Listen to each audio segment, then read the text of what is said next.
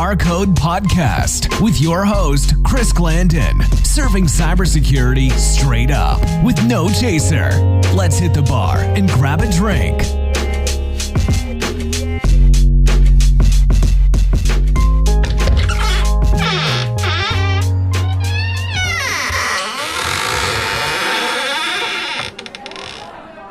Man, I really need to oil that door. Yo, Chris, what's up, man? Yo, Tony. Man, you okay? I haven't seen you in a minute. Yeah, man, just got kidnapped. Not the first time, though. Oh, shit, you seem pretty calm about it. You okay? Yeah, man, they didn't take anything. It was this consulting agency we use. Told me later it was a physical pen test. Well, glad to see you're okay, man. Of course, bro, nobody could get to me for real. They gotta try a little bit harder than that. Well, now that you're back in your usual state of zen, let me get, Zen? Zen? Well, in the spirit of Zen, I get a drink where the ingredients unify the perfect harmony, providing a peaceful, balanced drink for you to enjoy. It's called the YinYang Martini. In a blender, you're gonna take 1 ounce of vanilla vodka, ½ ounce Godiva white chocolate liqueur, ½ ounce of white cream de coca, and 3 ounces of vanilla ice cream. Once it's all blended together, you're going to pour this into a chilled martini glass, almost to the rim. Then you're going to garnish the top with dark and white chocolate shavings in the shape of a yin-yang. And there you go. Damn, that is quite a drink. I like how you compiled that one. You know it, man. I've been sharpening and developing my skills as of late. Well, I gotta run. I need to catch up with an offensive security expert who is focused on the development of OffSec professionals. All right, man. We'll copy that. I'll see you next round.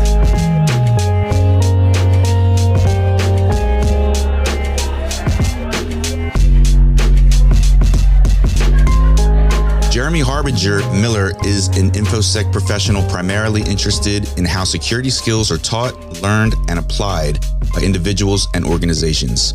He's currently the product manager of content development at Offensive Security.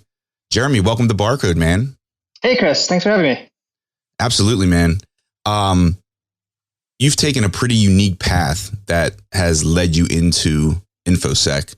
And if you don't mind, I'd like to start there and just talk to me a little bit about your background and your journey into the industry. Sure. So, yeah, like you said, my background is pretty unique, I think. I actually wanted to be a lawyer originally, and I worked for a lawyer. The lawyer was great. I really enjoyed working with him. But the one thing I learned is that I don't want to be a lawyer. And I was studying philosophy because I thought that, it would lead into law. You learn how to argue, you learn how to think, all that. So what does one do with a philosophy degree if they don't want to be a lawyer? Well, I really liked logic. I liked logic and then intermediate logic, intro to computation, how computers and logic are very similar. And that led into AI, artificial intelligence. And it turns out that artificial intelligence just needs a lot of math. And I did not consider myself a technical person at the time. I struggled with math in high school and in college. So I thought, this is not for me. I can't do this. Yeah. Which, as we'll talk about later, is really ironic. But at the time, I was working interning for a company that was doing research in artificial general intelligence. And one of my mentors there said, you know what? Think about information security. And I said, and I've never thought about information security. Why would I do that? And he said, well, in AI and in InfoSec, you're thinking about other agents. You're thinking about other people that are possibly smarter than you. How do you deal with somebody who is trying to outthink you? And I thought, yeah, that's really cool. So I looked up, hey, how do I get into information security? And I stumbled on OffSec, on offensive security. And this was through your own investigation. Yeah, through my own research. I literally didn't know anybody in the field. Just Googled it up and saw, there's this certification and it's hands-on and you learn while doing and it's really hard. And I thought, okay, I'll just do that. So I signed up for PWK, penetration testing with Kali Linux, and I obviously had no idea what I would be in for. I didn't know how Linux worked or networking or any of that. So to say that it was a struggle is an understatement. I spent many, many, many, many, many months in the labs just not even hacking machines, just trying to figure out like what a machine was. I had to ask a lot of help from the student administrators, who are now very good friends of mine, of course, because I've been working there for many years. But finally, after many, many, many months, I eventually passed the exam, and I was really, really super lucky because after passing the OSCP exam, you get access to an exclusive forum of all the other cert holders. And at the time, this was years ago, like 6 years ago, OffSec was really small. I think they were less than 15 people. The only way that you found out about job roles was through this forum. There was no website like there is now. There was nothing, right? And so there happened to be a posting for a student administrator, who are the guys and gals that help students day to day, help with tech support, help with mentoring. And I said, look, I don't know anything except for what you've taught me, which makes me a perfect candidate because you can mold me however you like. And they accepted that argument and they hired me, and here I am today. Yeah, it's definitely an unorthodox path, I'd say. Yeah. Typically, it's much more methodical. And so with that influx of information that you were absorbing at once, you say you were immersed in lab environments, learning Linux and learning, command line syntax, taking all of this in at once. I'm sure it was stressful for you to a degree. Yeah, it was overwhelming to say the least. The first 3 months were really, really hard because I didn't even know what I didn't know at all. Right. I should say I did have, before starting with PWK, I did spend a year doing sort of like a digital forensics certificate at another college, but it really wasn't very technical. It was very theory driven. So that helped a little bit to sort of ground myself. I knew a little bit of programming, and like I said, I came from studying logic and philosophy, and that helped a lot. Just understanding like how things can flow. I see. So how did you stay regimented mentally and just not to get burnt out by terminology or theories? Because again, typically these are skills that you have to develop over a longer period of time. Yeah, I think what kind of helped me a lot was knowing that I didn't know what I was doing. And I would only find this out later when I became a student administrator myself and helped other students who did come in with a background that's, as you said, much less unorthodox. People would come in and they'd have some experience with programming or system administration, and they'd get stuck and they'd get frustrated.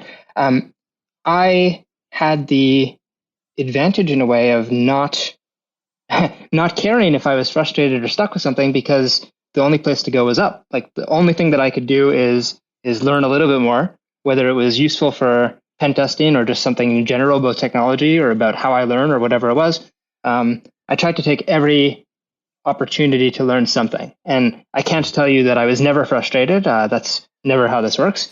But I think that I had a very good, and currently still do have a very good means of transforming frustration into productivity. So do you feel like it's almost like you have nothing to lose? Yeah, exactly. That was it. I want to say I have more to lose now. So it's almost harder in a way. But back then I kind of painted myself in a corner intentionally, like backed myself into a corner so that the only thing that I can do, because I was getting out of university, I had to find a job. And I said, okay, I'm going to do this thing and then I'm going to go get a job. And so that's what I had to do. It's interesting the way that psychologically that works. Yeah. And to think that if you can place yourself with that mindset, no matter where you are in your career, and it's proven to work. I wish it was as easy as flipping that switch. Yeah. But again, like you're accredited at this point, like you do have something to lose, but you know that if you flip that switch, the outcome will be better. Right. So yeah. Of course, since we're recording live, I of course forget the reference, but I know that there was one military leader in history who burned his own ships so that his men couldn't get back on the boat, so that they had to advance. And I really don't remember who it is right now, but I've always liked that image, and I find it very useful as a as an individual tool for yourself. Maybe not the most mentally safe thing to do, but it's effective. Yeah, I mean, and that's what you need is effectiveness, and you have to figure out what works for you. And if you have nothing to lose, a lot of the times I think you're more receptive to information that you're taking in. Yeah. The other thing that I'll say is that I really was fortunate in that I had the luxury of time. I really was able to. My parents were supporting me. I was able to sit in the labs 8 to 12 hours a day for months and months and months, and I was comfortable. I didn't feel time pressure. I didn't feel like I had to do this right now. I said to myself, I'm going to do this well, and it's going to take me longer. And I was watching students come in and outpace me, and I tried very hard not to let that get to me. But I was lucky that I had a lot of support from my parents, from my friends. My friends were like, what are you doing? Like, I'm learning how to hack. Like, what? Why? Did the lab format at the time help? Yeah. Well, yes and no. What helped me was, you asked what kept me structured. I had a whiteboard, and I still have a picture of it. I could send it to you later. I had a picture with all the host names of the machines, and I would check them off when I got them. And that, like, every day I'd wake up and I'd look at this board, and that really, really helped me, keep motivated and disciplined with what I was doing. And it took a long time to see even one check mark on the board. But I remember that after I got, I think, like 9, then they started coming. And then it was like, oh, okay, I'm starting to get this. And then, of course, you stall at around, 30, because then the machines get harder and harder. But yeah, having that sort of visual reference. Yeah, exactly. Yeah. Something else unique about your background is that you have a martial arts teaching background and experience as well. And I am in no way a martial artist myself, but I'm a fan of the sport. I'm a combat sports fan in general. And I think it's fascinating that a lot of security professionals share that passion. There are definitely some parallels to be drawn there. Oh yeah, I can wax on for quite a while about the parallels I see between the two.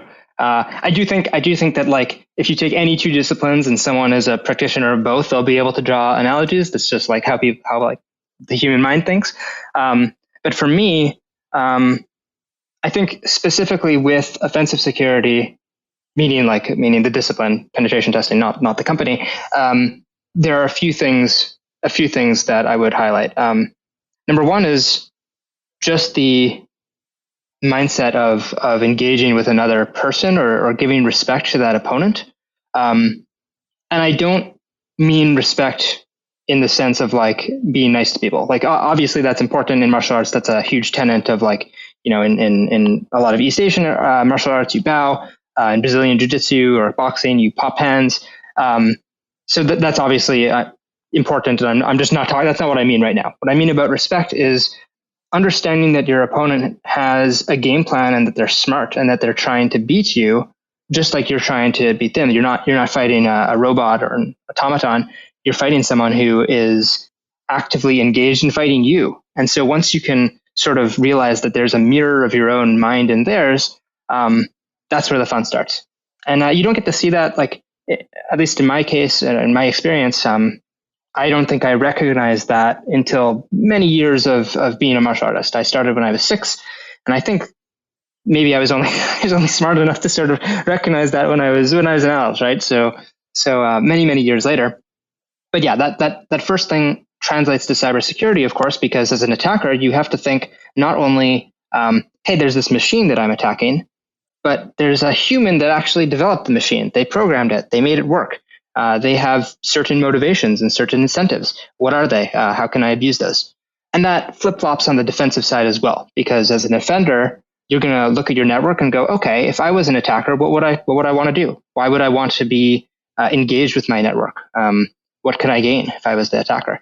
And so I think it's very important in both combat sports and martial arts to think about the opponent and to, like I said, I don't think I have a better word for it, to give respect to their mindset, to their point of view. Yeah, I mean, how many fights have you watched where the favorite to win that match underestimates their opponent. Mm-hmm. Yep. And it's like, you never know. And I think one of the main differences is here, you can't do recon on your opponent. You have to assume they know more. Mm-hmm. Yep. You can't watch film of a cyber attacker because you don't know who's coming at you, right? Exactly. But imagine if you could, though. Yeah. You just have to stay on top of the threat landscape and what attackers are doing, right? That's exactly right. You have sort of the aggregate. That's why you see things like MITRE come out where you can say, okay, how do most attackers work? Right? Is every attacker going to fit that model? No. Some are going to do their own thing, and you're going to look at it and be flabbergasted. And those are the attacks that unfortunately end up working. But I think as a community, we've done a very good job of sort of figuring out like how in general do attackers and defenders work. I think the field has evolved a lot in the past 6 years. I can't say much about what came before. I don't know. But definitely what I've seen in the past little bit has been an evolution in terms of like, how do these different mindsets work and how do they interact? I want to switch back to OffSec for a sec.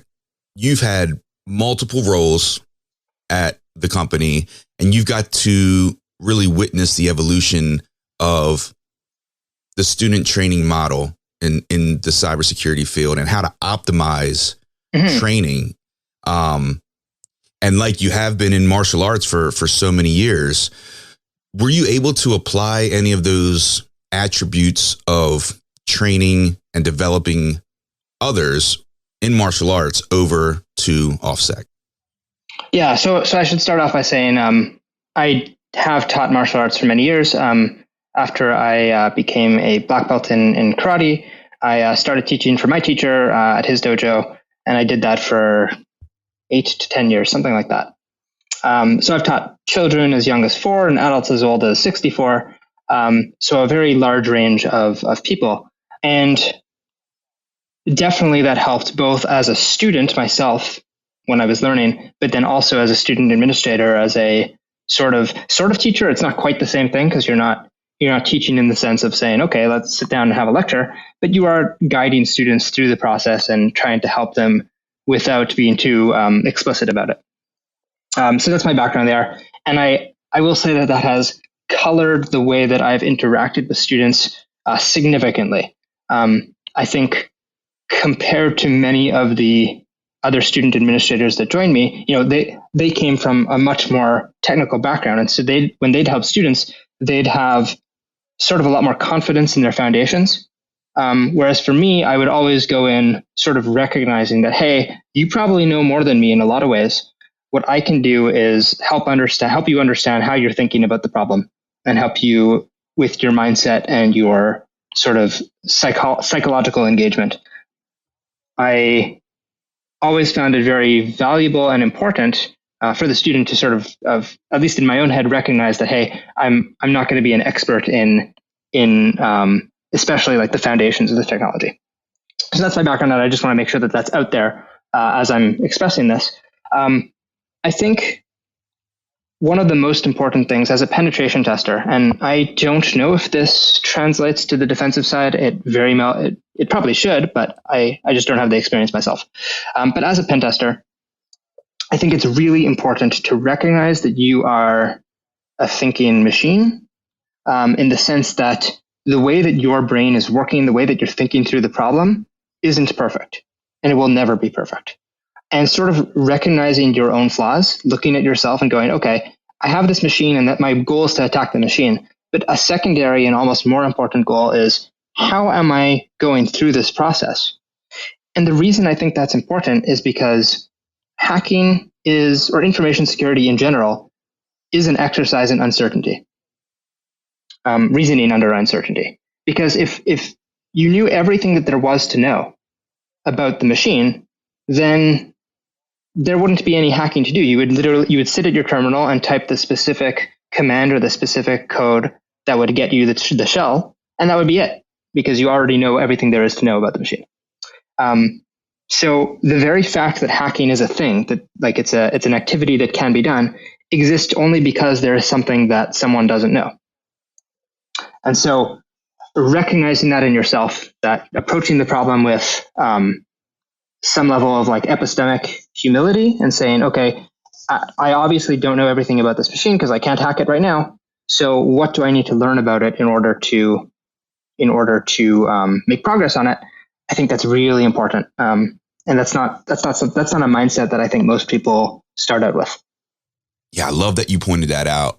And to me, I envision the yin-yang concept, right? It's the interconnection and counterbalance of the proper mindset and technology. Yeah. Because if you think of it only as technology, that's problematic, right? I mean, you and I both know that there's no black and white manual for pen testing or even hacking. So yeah, understanding that, I think, is a requirement to just becoming great at it.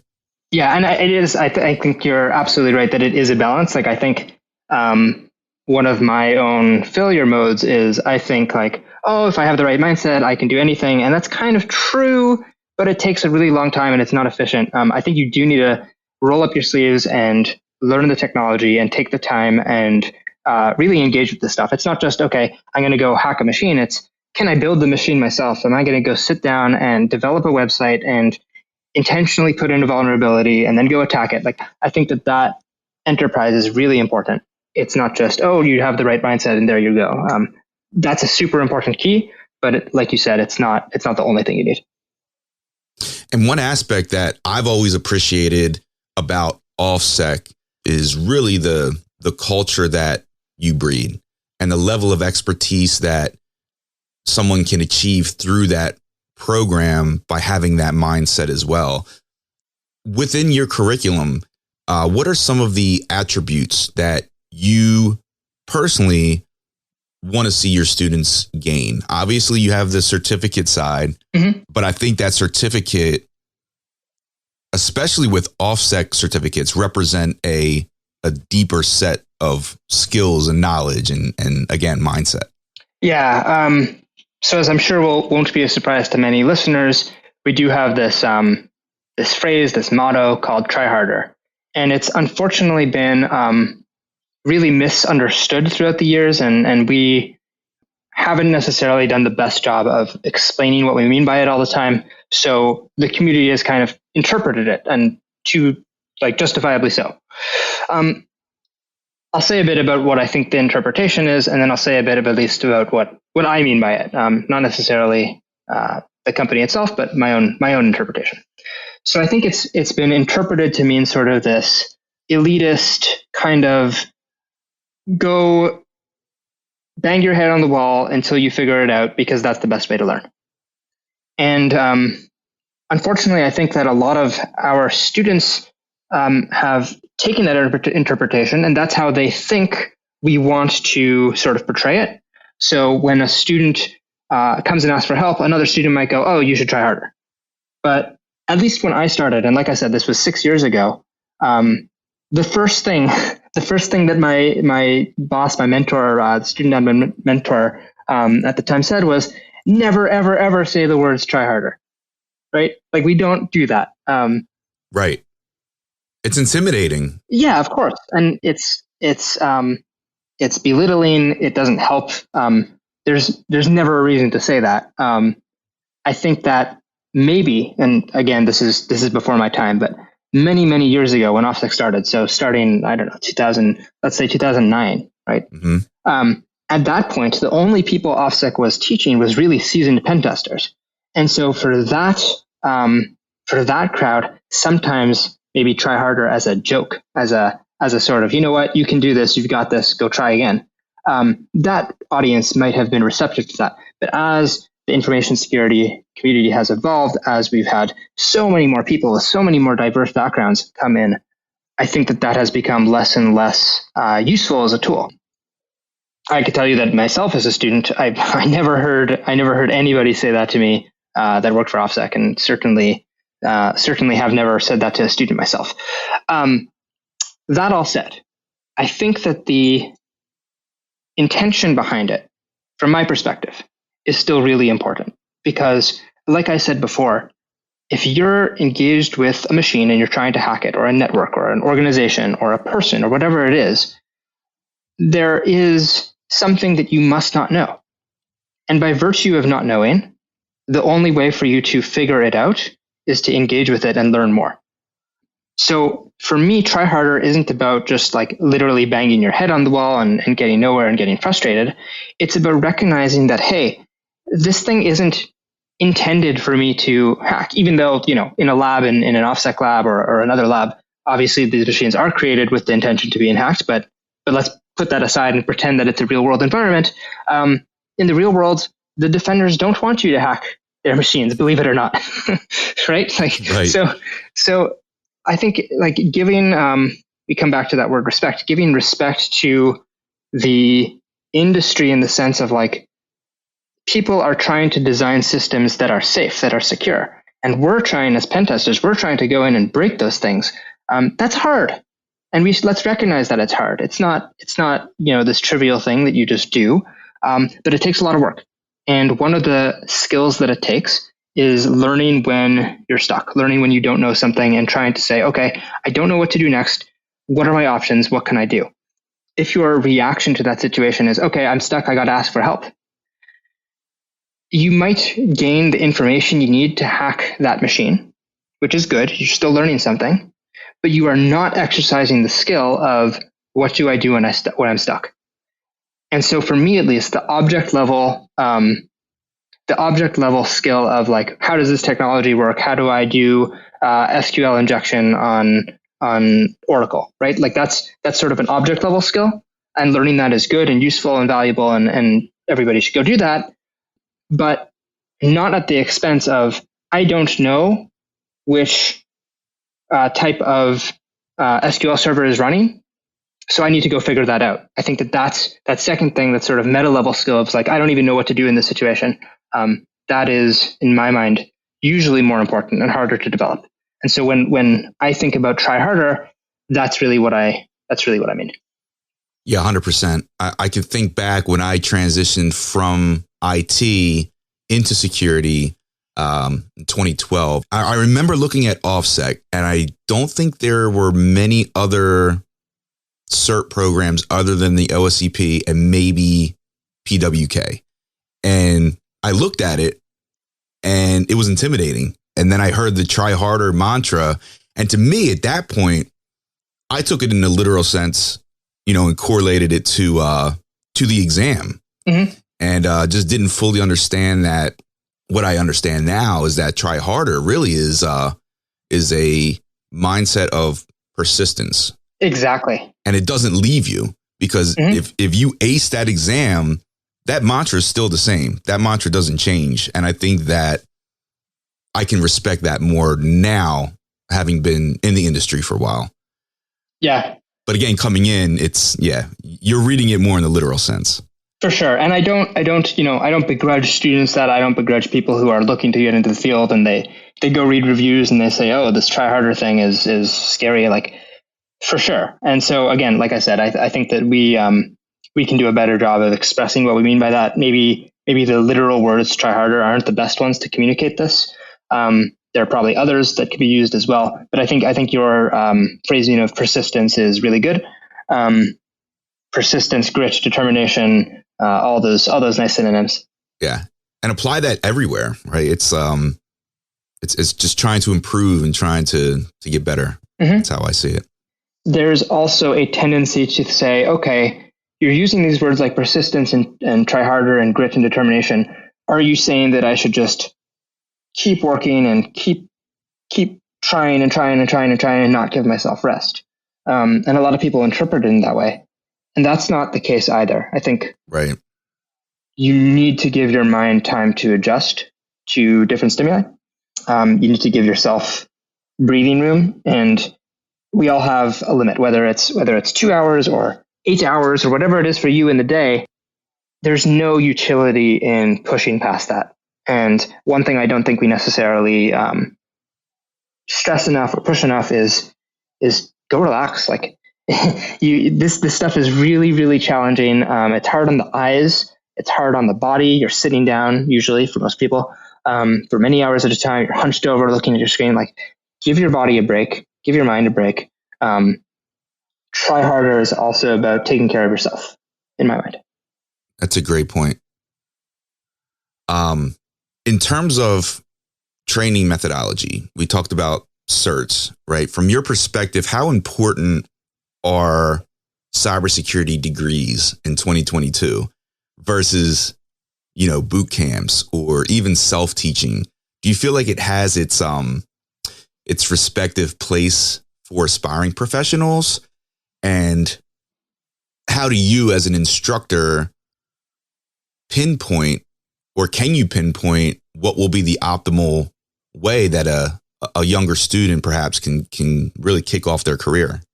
Yeah, very good question. I'm obviously biased, working for a certification company. So I will say this: when I did my degree in forensics, that was not a degree; it was a certification program from a university. That was very useful for me at the time to sort of get my foot in the door and get just an overall view of the landscape. But definitely compared to PWK at OffSec, totally different ballgame. The program that I did, and obviously this isn't to represent every certification or degree or university program. I have no experience there, so I don't know. But the two in comparison, the two that I did, definitely different experience. The OffSec is much more hands-on, much more practical. The former is much more theoretical, and in some ways, for me, was helpful. Any listener who's spent the last 20 minutes listening to me probably got the feeling that I'm pretty theory-driven, and I am. And so, that's not necessarily for everybody. So for me, it was helpful. I think to answer your latter question about how to get started, I think recognizing the different career paths that you can get through in security, there's a lot. It can be overwhelming to say, oh my gosh, there's pen testing, but then there's web apps, and then there's red teaming, and if I don't do offense, then there's defense, and there's malware, and there's so many opportunities. Is there an aptitude test in any way? Like, can someone that doesn't understand even the terminology, is that something that you can help with? Yeah. So depending on when this is published, OffSec may or may not be working on something to that point.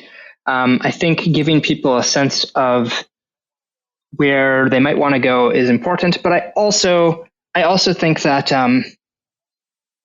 we don't want to wall people out. So if you take an aptitude test from the start and you're like, hey, I don't know anything about information security, but this stuff sounds cool.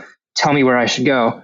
That has value as long as we're saying, hey, you know what, you're not going to be good at this, right? Like, because if you take somebody like me, I'm not going to tell you that I'm a great pen tester. I'm certainly not.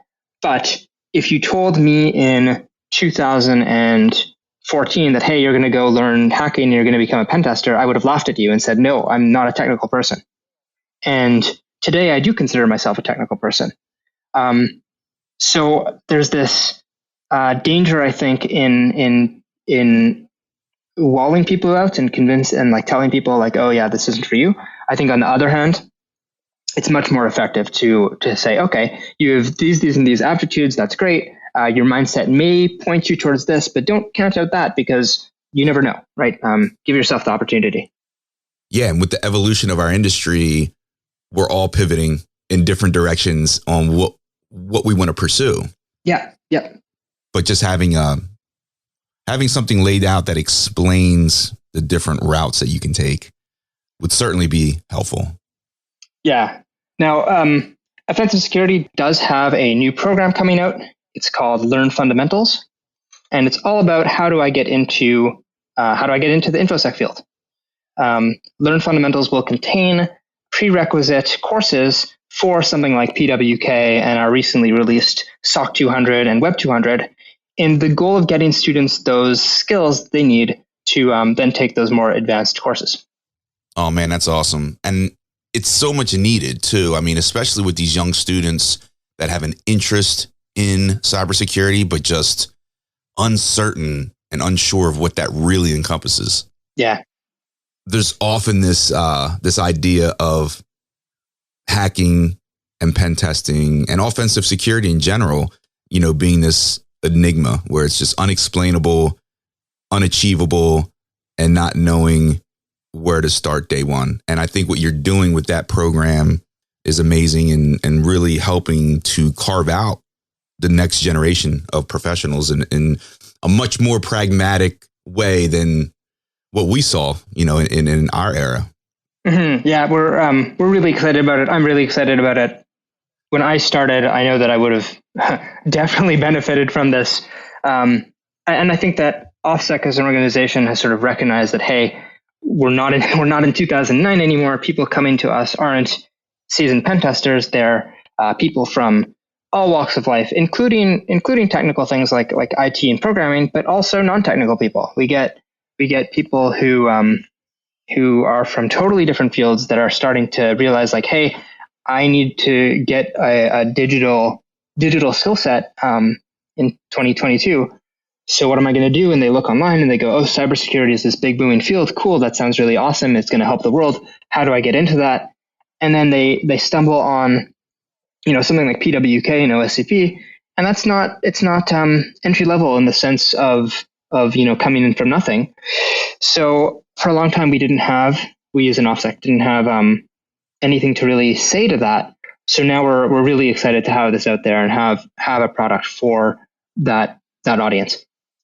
And real quickly, can you point our listeners to the website or where they can find out more about the current offerings of OffSec and how they can reach you? Yeah, absolutely. The website is www.offensive-security.com.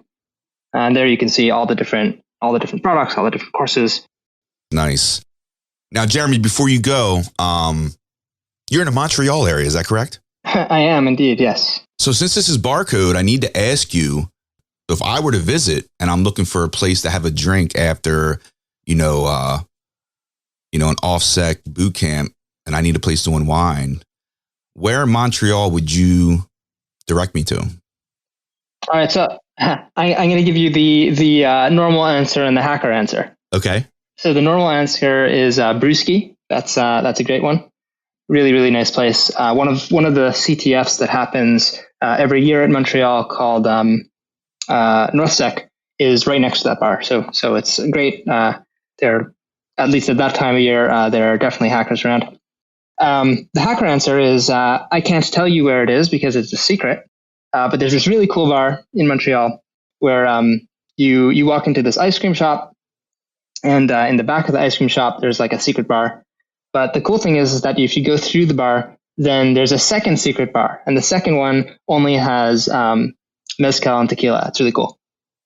So it's layered security to get to that second bar. Exactly. Yeah. Security by obscurity. That's awesome, man. So I love speakeasies like that.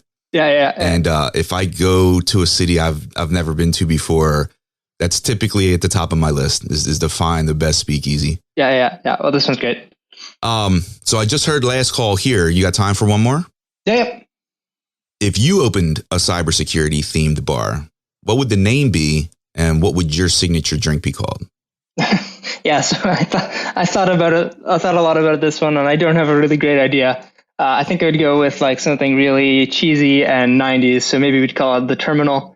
Have it all, black and green themed, and then serve something with, I don't know, Midori and Coke or something. Make it really drink harder. Maybe you don't want to say that, but no, I love that though. It could be super dark. It's got to be dark themed. Yeah. With all the like cyber green matrixy stuff on the walls. Cool, man. So Jeremy, thanks again, man. I thought this was a great conversation, and again, really appreciate your efforts at Offensive Security. I think it's moving the chains forward with the aspect of cybersecurity training. And appreciate you coming on the show and sharing your thoughts with us. Hey, thanks so much for having me, Chris. No worries. Take care, man. Be safe. Cheers, you too.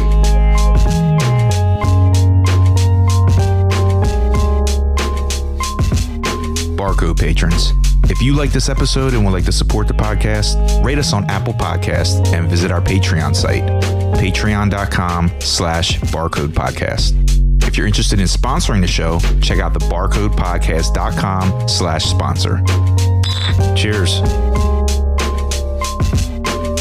Unfortunately, it's time to shut the bar down for this episode. Thanks for stopping in. See you next time. We'll save you a seat.